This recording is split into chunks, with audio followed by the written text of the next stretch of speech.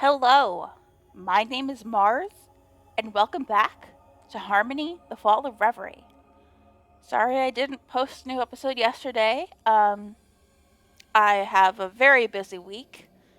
I'm in a play, and it's Tech Week, also known as Dress Rehearsal Week, so I my afternoons are completely booked up, and then in the mornings I'm just too tired, so I'm gonna try and do a couple of episodes this morning if I have the time. Um, Otherwise, who really knows what's going to happen? Um, so yeah, I had a little bit of like a temper tantrum in the last episode. I don't really know what that was about. Um, I felt like the game itself was mischaracterizing like the aspirations and making Polly be angry with them for things that they hadn't done. And more than that, I kind of felt like they were judging me for being a person who plays choice based games. I don't really know what was going on in my head there. Like, if I had thought about it for like 10 more seconds, I would have realized, oh, Polly is currently in her darkest moment. This is the darkest moment of the story. Um, she refused to take MK's hush money, and as a result, they have imposed sanctions on the entire island, and they're just making their lives a living hell. Um, so yeah, of course she's going to be upset. This is the part in stories where characters get upset with each other and exaggerate the bad things that the other person has done. Um, the fact that it was giving me the option to just completely leave Reverie, like, might have thrown me off, but I don't know. I Thinking back, I think that's a very interesting option for a game like this to include. Just end it here and don't do any more. Um, we didn't do that. We didn't even listen to all of Polly's complaints, which wasn't very nice of me. But as a result, we're still in Reverie, and we're still Harmony, and we have a new chapter with a zillion jillion objectives in it. So let's just get started and see what is available to us, what options are available to us. Ooh, and it doesn't look like any of these are being cut off by branches.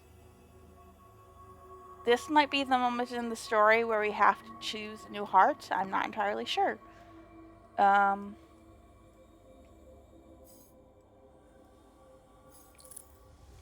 let's see. I figured out you could do this in the last episode. Ooh, that doesn't unlock this middle one. Interesting. Okay.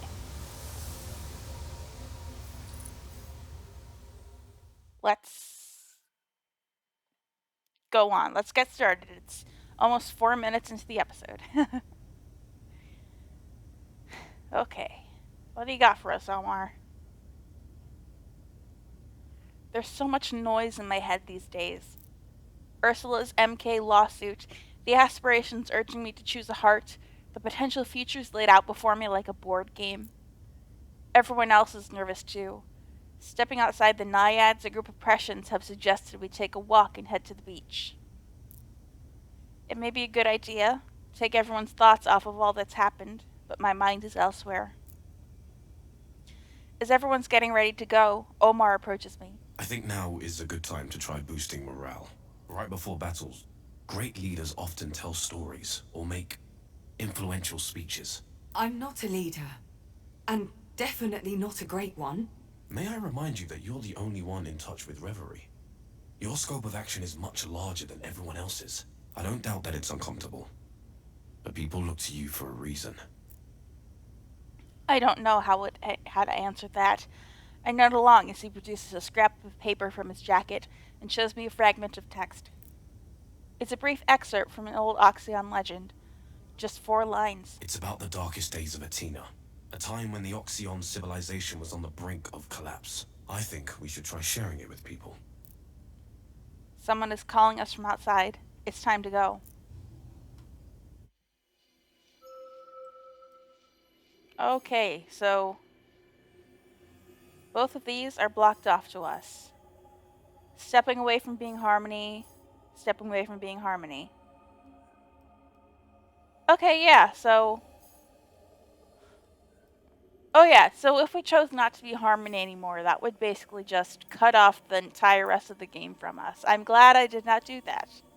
I'm glad I did not even give myself the option to do that because it's just so much more interesting this way. Once upon a time. By the time we step outside, the crowd has begun to drift toward the beach. It's gratifying seeing everyone together after all that's happened. The wind picks up a little, carrying the chatting and laughter far and wide. The poem Omar gave me is abstract. From what I can make out, it speaks of dark days, for Tina, but also for Reverie. There was a war? In Reverie? Apparently. It doesn't go into details, but it seems the fall of the Oxyon culture set something off across the divide. The aspirations turned on each other. It was quite brutal, it seems. They never told me. Maybe that's what that nasty vision was? I guess they didn't want to heap any more pressure on you. Me? You. The Oracle. They couldn't find a way to end the conflict, so they created the first Oracle. In turn, the Oracle chose a new heart, and the war ended. He smiles. There's an almost wistful gleam in his eyes, something like nostalgia. Of course, until this week, I thought it was all a metaphor. A parable on trust or something. There's a giggle at the back of my mind, and chaos appears, striding alongside us. And here I was, thinking all copies of that little ditty were destroyed. I'll have to tell Power. It'll send him looping. Omar sighs, gently plucks the paper from my hand, and reads. It ends with the aspirations vowing to help Atina in return for the Oracle's aid. Sounds familiar. I see what you're doing. Me? Maybe it would do everyone some good. To hear that what we're going through has happened before, and that everything turned out okay. That's why stories exist, right? Community. A way to share experiences and to shape the collective imagination, to inspire. We've reached the beach. There's a good amount of people here. It's easy to forget how many there are at the Naiads with all its rooms and hidey holes. But spread out before us, yeah, that's a lot of people. You coming? Yeah. Just give me a minute. I take his hand and pull the Oxyon poem loose. I think I'm going to go straight to the source on this one. He huffs in playful jealousy before removing his loafers and setting out across the sand. Come on. I know you're there. Oh, not fair. You cheated. All those powers of yours. Oracle? Comes with a title. You were listening? Only a bit. Well, a lot. Want to tell me about it? I don't know. The others might get all moody. They don't like talking about it. It's all ancient history this and water under the bridge that. I look out across the beach. There are a few fires going now, but there's a sense of restlessness, the fidgety tension. The laughter from earlier has ceased. Then again, perhaps a story might not be the worst idea. Yeah, I think you're right. Time to be inspirational.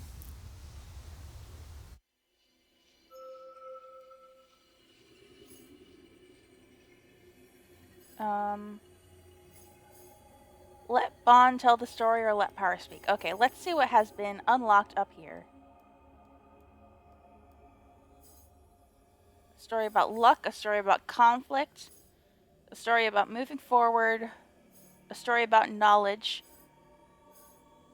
a story about love, a story about ambition. Or this.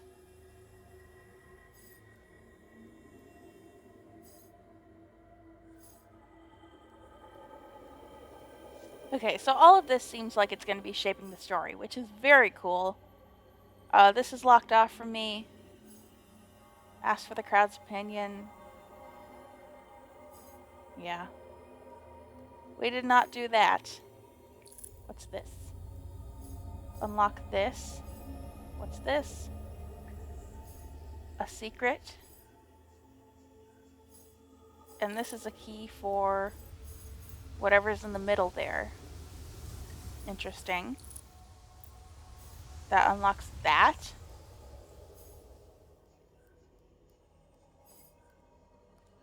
Okay, we have no choice but to do this. There was nothing. I decide to just roll with it, play it by ear. With help, of course. Omar gathers the crowd together. With waving arms and a fair amount of theatrics, he tells them that I'm going to speak. That I'm going to tell a story. They actually seem excited. The stage is yours. He steps aside flamboyantly, and I move to the head of the group. There really are a lot of people here. Hi, everyone. And so, this is an old Oxion story that, well, I think it might be just what we all need right now. Oh, let me tell it. Do go on, ever so good. Fine, I think, but we need something inspirational. Something pragmatic. Pragmatic is my middle name. No, it's not. Not really, of course. It's Suzanne.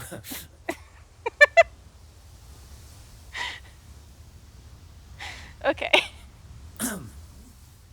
At first, there was nothing.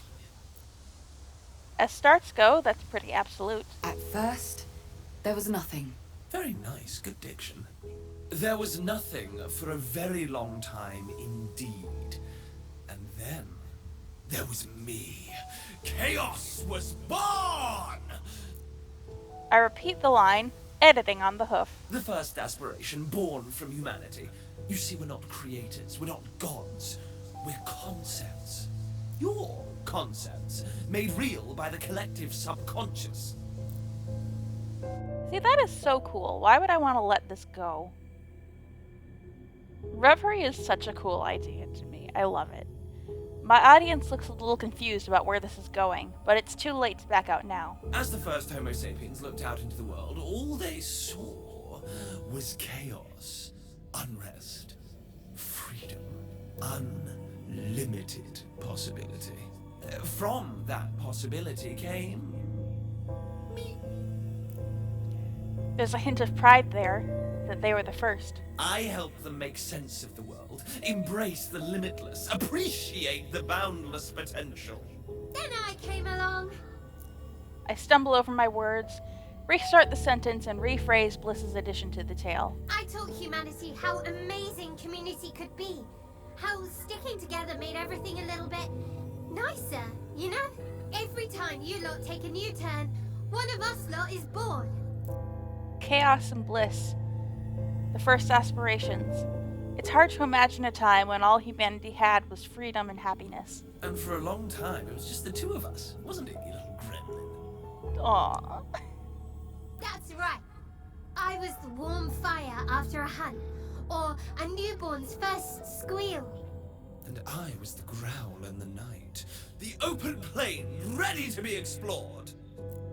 The crowd are back on board. Some are even leaning in to hear me better. And after that, well... Well, indeed. Things may have gotten a little out of hand. I open my eyes. I hadn't even realized I'd had them closed. Everyone's silent. Everyone's looking at me. Chaos and bliss are there, but so are all the rest. Whose version of the story do I want to tell?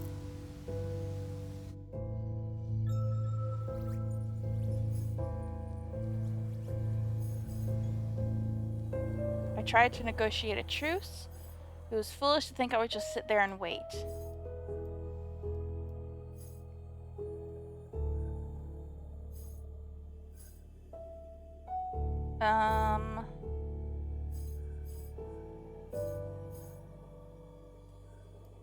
Hmm.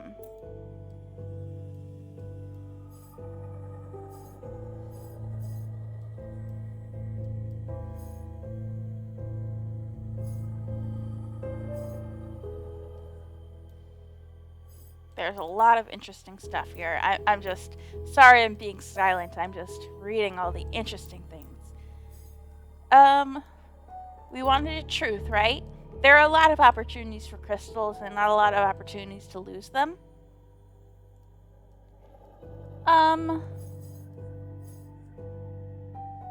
As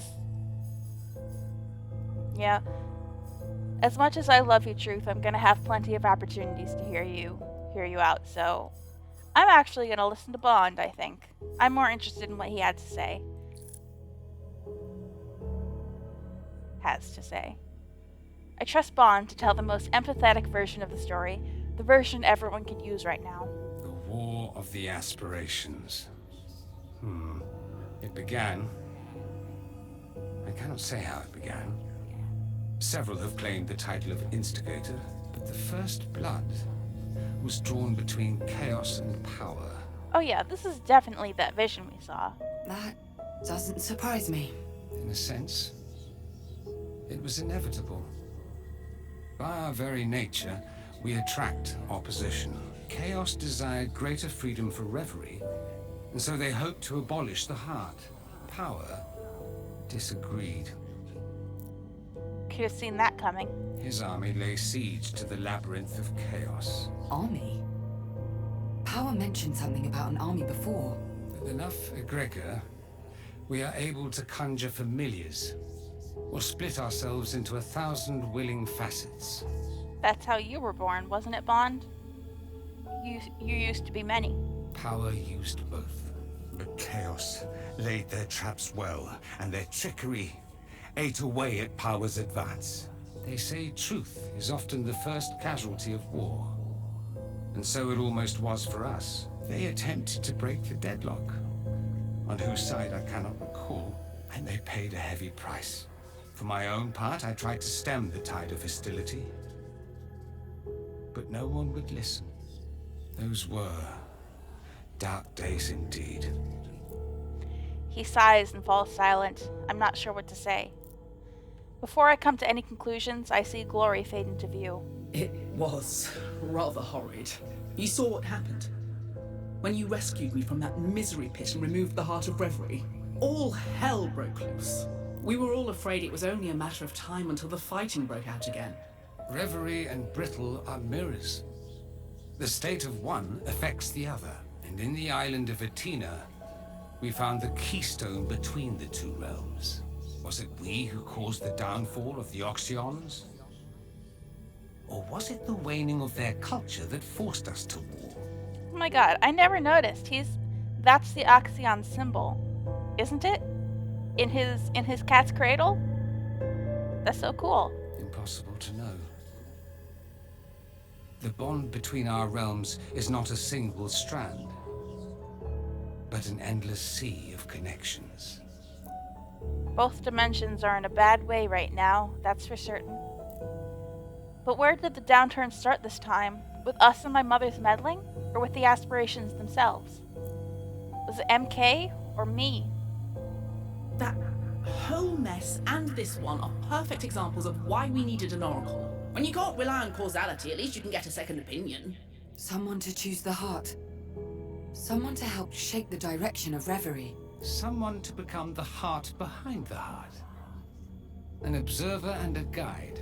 Worked out pretty well, I'd say.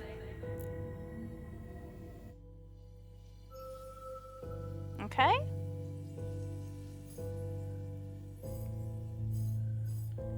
So...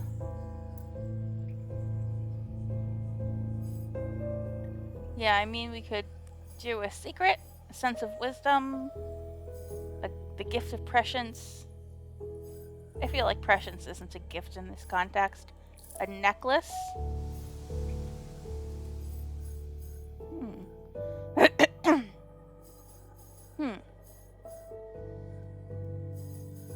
Okay. And then Nora wants me to keep going.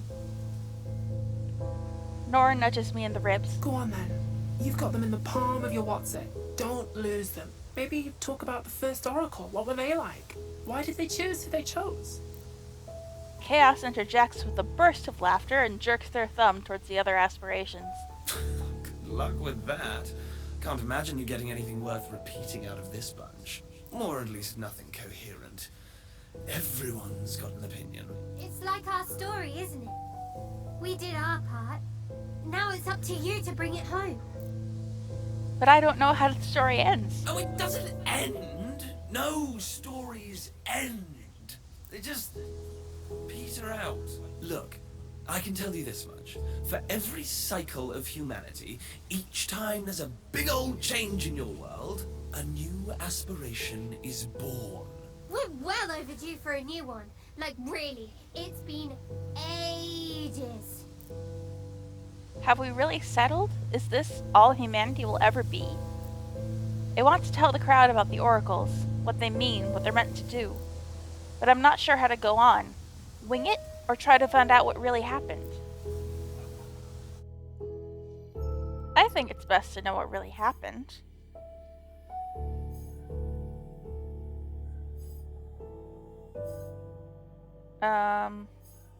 Okay, at this point we're just making stuff up, I guess. Ask Omar to fill in the blanks. What would Laszlo have said? Am I next?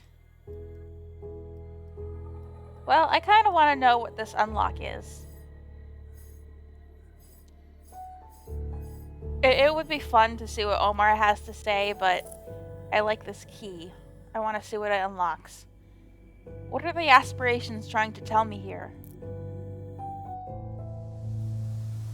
Well, if they want me to wing it, I'll wing it. The truth is, I don't know what happened next. I don't know what the Oracle is meant to represent. I guess we have to make up our own story from here on out. Omar moves to stand beside me. He's here to help, and after checking for permission, he addresses the crowd. Oxion writings tell of a final oracle. A chosen one, for lack of a better term.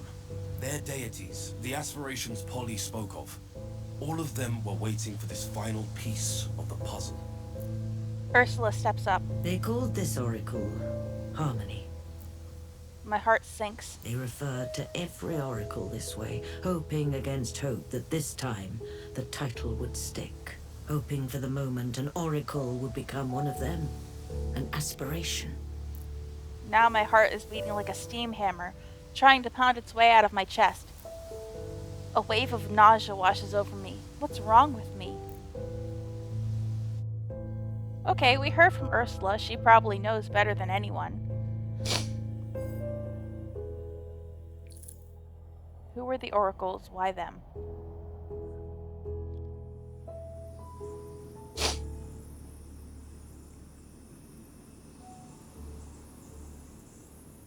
I decide to consult the aspirations, despite their reluctance to dictate the end of the story. I just hope I don't look too odd back in Brittle. I open my eyes and they're all there, waiting. Who were the oracles? How did you choose them? Did you even choose at all? What do you want from me? Really? The silence that follows is heavy, laced with unspoken thoughts. I see a few of the gathered figures cast anxious glances at one another. So, nothing's changed, has it? I'll have to figure this out by myself. I close my eyes again, imagining myself back in Brittle. Harmony, wait! My eyes fly open. Don't call me that! The truth is, we chose the first oracle out of desperation.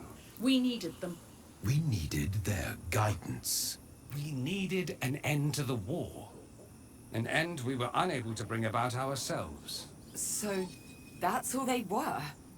At all? Initially, yes. But then, well, we realized you're all right, you lot. Humanity.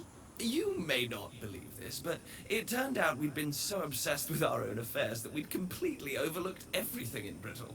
And so the arrangement became permanent, and the oracles became a guiding hand on the rudder of Reverie. Not leaders, but advisors. Major domos. Okay. That's an obscure word to bring out power. Okay. Producers. I like that. I like that word. But what about me? What do you want from me? That, I'm afraid, is up to you. What kind of oracle you choose to become is not up to us. It is the very nature of the agreement that you continue as your own person. Right? Right. I close my eyes and I'm back in Brittle.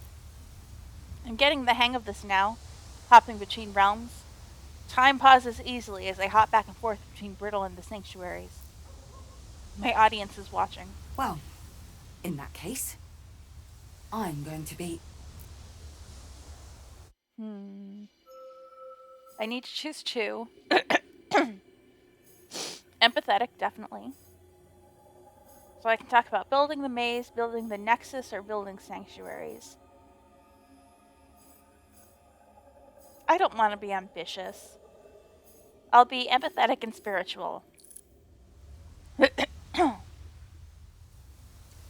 I suck down a huge gulp of air. I will be dedicated to causes greater than myself. Previous oracles were peacemakers, decision makers. I want to look further than that. I want to look at the whole, not the pieces. Guide the aspirations toward the end, not the means. I was gonna ask, does the audience as a whole know that we're not being metaphorical? But then I remembered we're talking to a bunch of Prussians, so they probably know. The crowd nods along. They agree with me. And empathetic. I close my eyes for a moment before addressing the crowd again. As the Oracle, I want to be empathetic. As the Oracle, I want to feel what others feel and consider how others will react. Every decision must be for the benefit of the many, not the few. People are smiling and there are a few claps.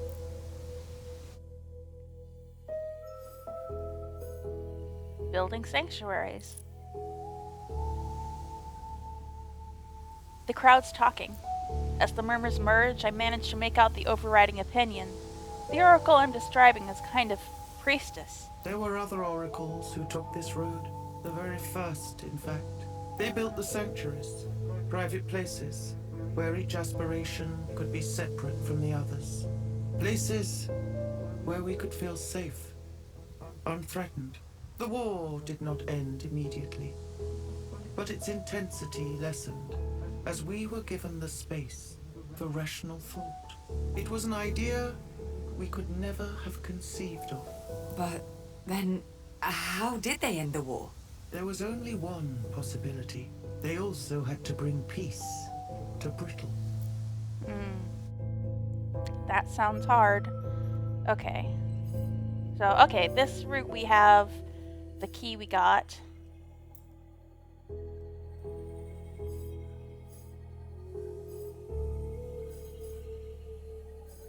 I could have Yana and Ursula interrupt. And then if I could talk about a necklace. I don't know. I could hear from Nora and Jade or Yana and Ursula. Yana and Ursula. Does Yana like my mom?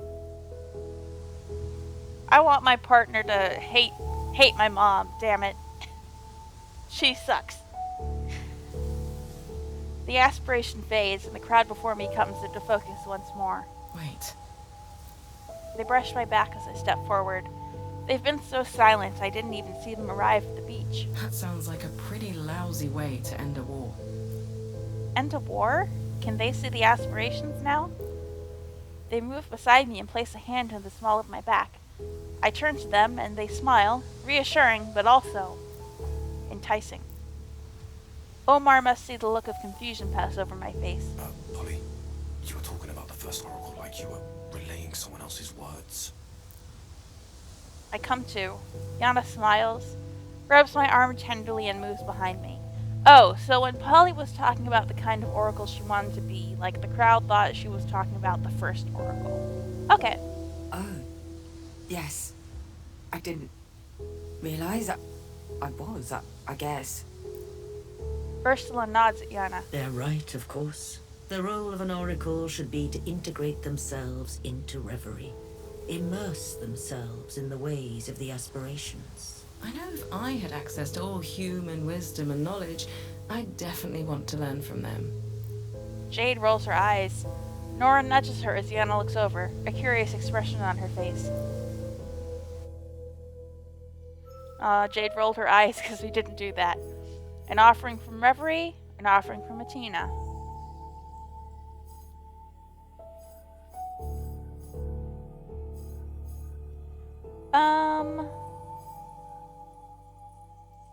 I kind of want to know what the deal is with this key, especially if I'm gonna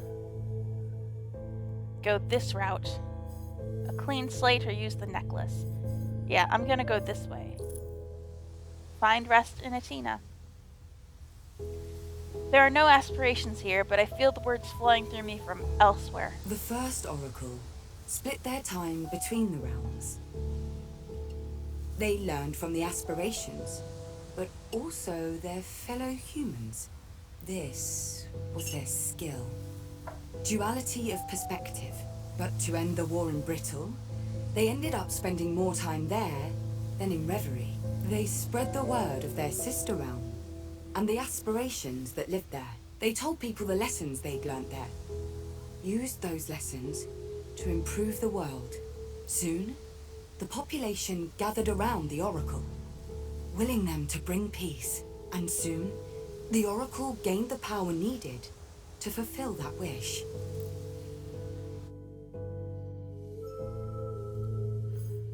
We could talk about the gift of prescience. They will like that. The necklace. Chaos has no idea what we're talking about.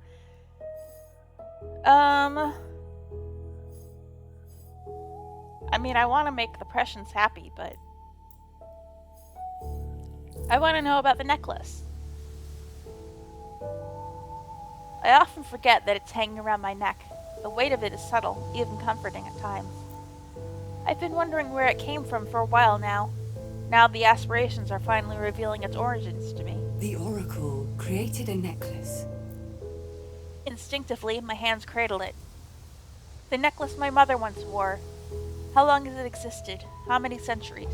It was how they would pass on their powers, from one human being to the next. It became a link between Brittle and Reverie. The creation was a revelation on both sides of the divide.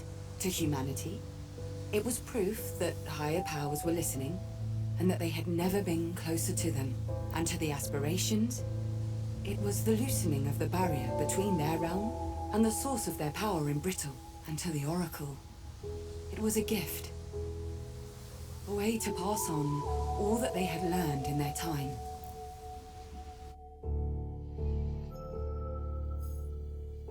What was the island like back then?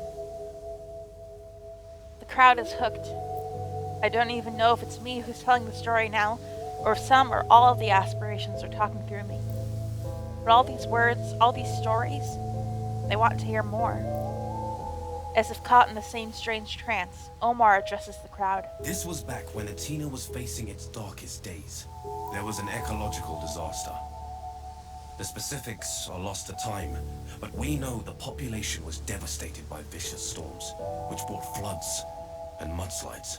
Then, as they are wont to do, a dictator arose, taking advantage of the pain and suffering to wield absolute power. The people were despondent. The ruling class's own inadequacy provided the perfect distraction. As they lurched from one calamity to the next, the populace grew ever more apathetic. And when there were signs of rebellion, half the populace looked away, or sided against their own interests.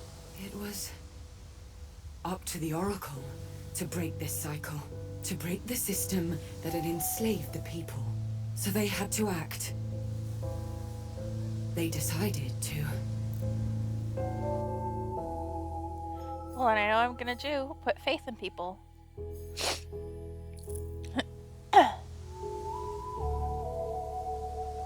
Images float before my eyes.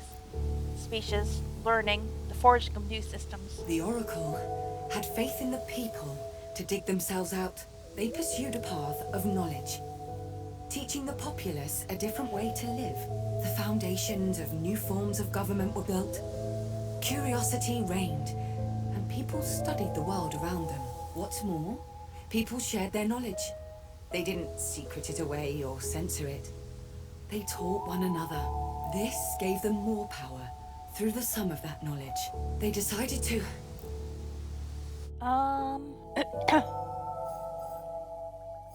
Decided to... A clean slate or the necklace? Well, we unlocked this, so let's use the necklace. The Oracle needed advice from the only beings more knowledgeable than they were. They decided to go to the Aspirations, to benefit from their wisdom. Instead, what they found was discord and disorder. Each had a different opinion on how to proceed. Each pushed their own agenda, except one. One aspiration remained with the Oracle through it all. Chaos. Even as I say the words, I'm surprised. Chaos told the Oracle humanity was bound to cycles of pain and suffering, that it was in their nature, and the Oracle knew they were right. So Chaos told them. If you can't stop the wheel from spinning, the wheel must be broken.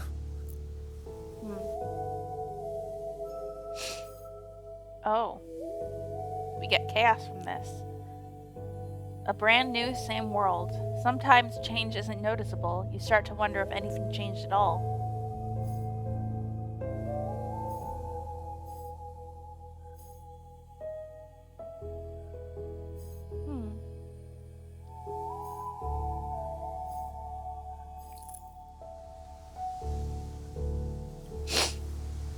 Until now, I'd known this story instinctively, intimately.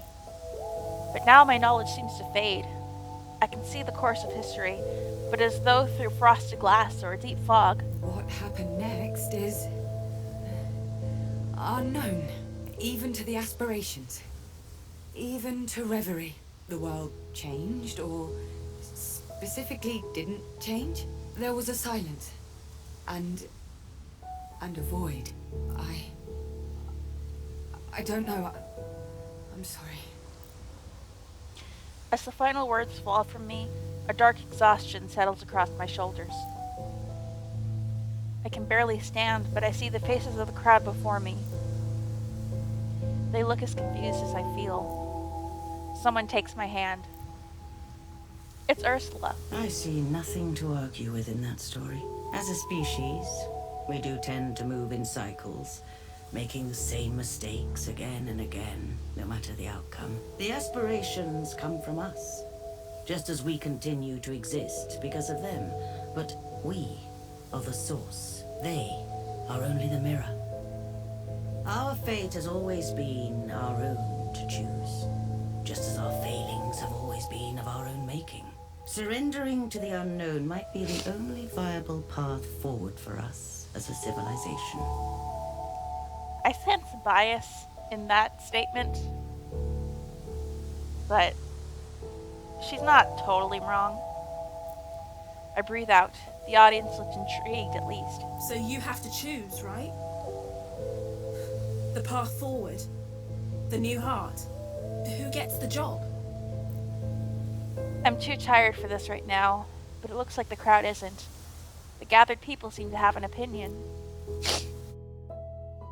Well, okay, what would have unlocked this? I don't think I can do this. Well, I'm glad I didn't unlock that. At this point, I have the option for... Okay, I don't have an option for glory, she says. I get it, you certainly didn't see me at my best. That's true.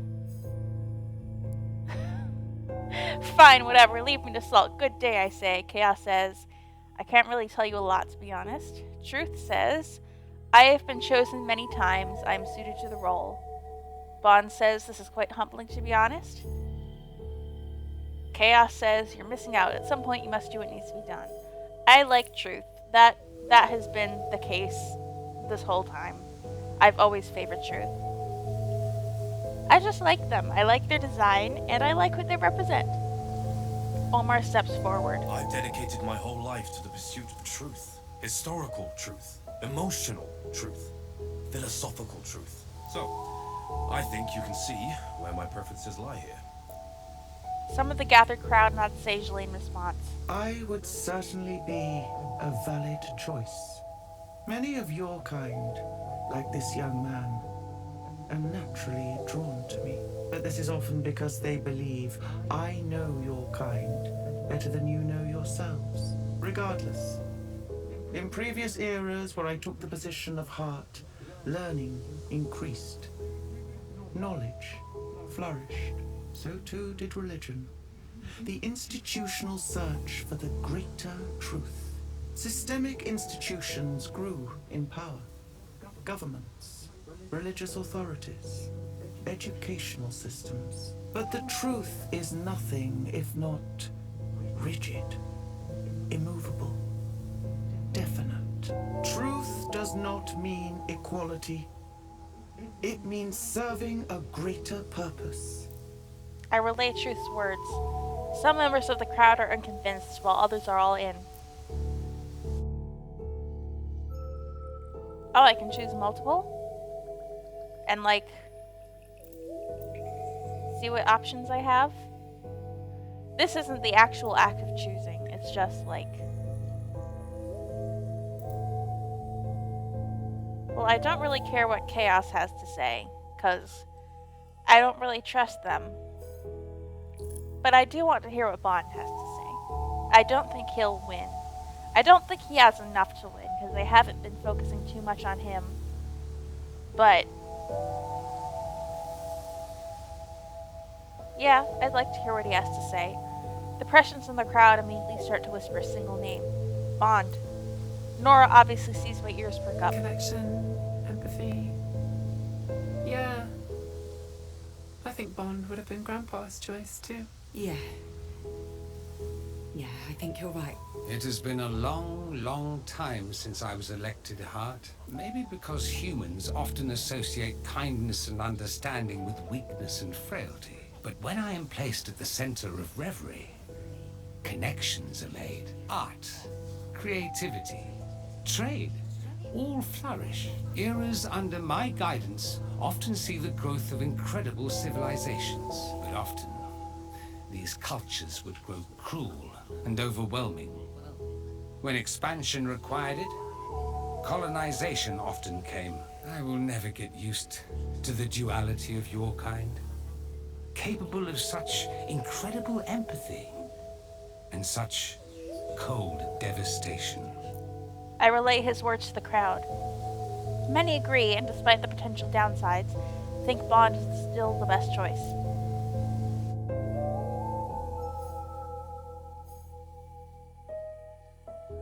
Well, I don't really want to hear what Chaos has to say.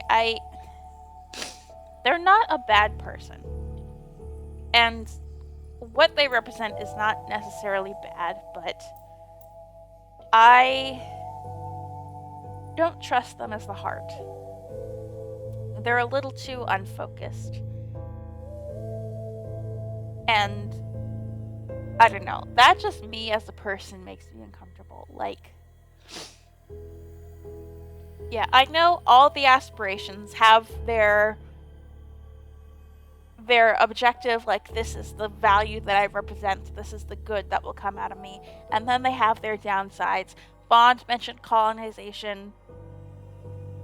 Truth mentioned, like, institutional power, which isn't inherently a bad thing. I feel like the mention of religion was meant to turn a lot of people off, but, like, I am literally a Sunday school teacher, so, like, I'm fine with that.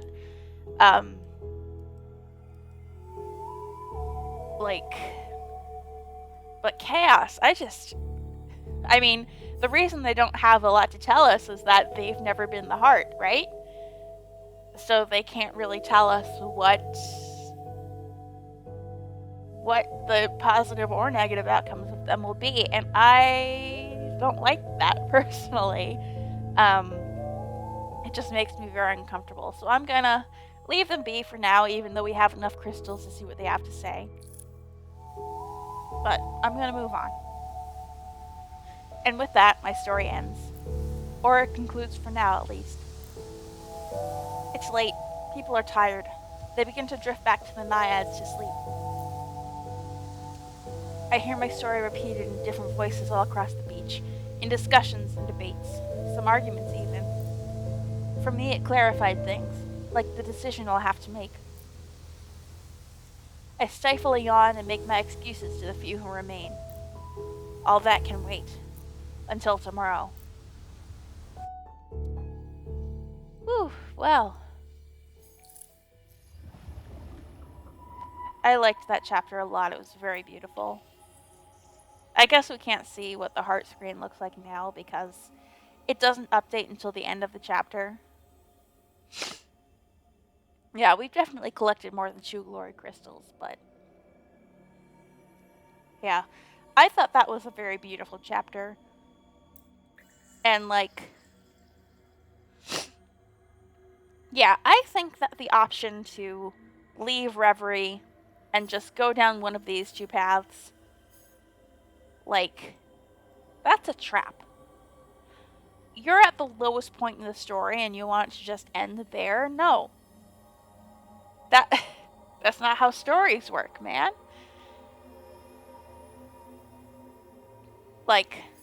This is, and it's just like what Omar said. Omar is our way to build community. They're a way to spread truths. They're a way to, create metaphors and bring hope. And that's exactly what that chapter was and what this game as a whole is.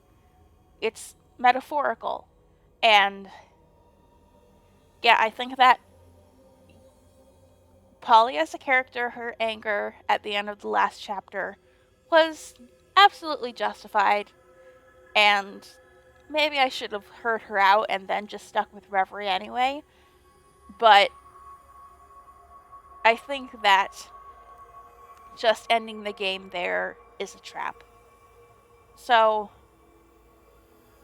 yeah, I'm glad we stuck with it. That was quite beautiful, with beautiful scoring by Lena Raine, of course. Of course. So yeah, I think that the next chapter and the next episode might be the last one. So, looking forward to that. I have been Mars, and I will be back with more Harmony, The Fall of Reverie.